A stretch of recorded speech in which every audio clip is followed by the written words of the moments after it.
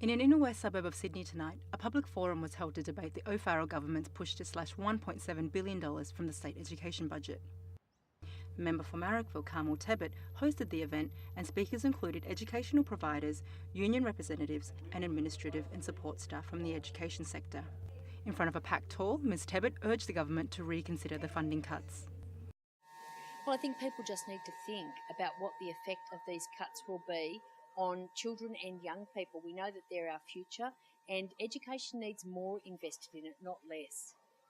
This reaction was shared by a large number of community members and concerned parents. Well, I don't know a lot about what the funding all goes into in schools, but I know that there's never enough.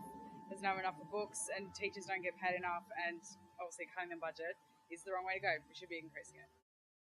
The cuts in spending is considered just one part of the current state government's push to downgrade, outsource and discontinue essential community service delivery. I mean, it's not just funding cuts in education. The funding cuts in education are massive, $1.7 billion, but we're also seeing cuts in community services, in health, in corrections, and this is very worrying. These are public services that the community of New South Wales relies upon, and the government has a responsibility to properly fund them.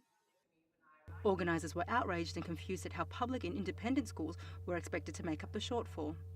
Speakers at the event accused the O'Farrell government of wanting to privatise as much public service delivery as possible. They want to avoid that irksome responsibility of governing and let the market rule. Speakers considered this hands-off approach by government unacceptable. The New South Wales Teachers Federation has organised a Community Day of Action on the 17th of November in Tumbalong Park.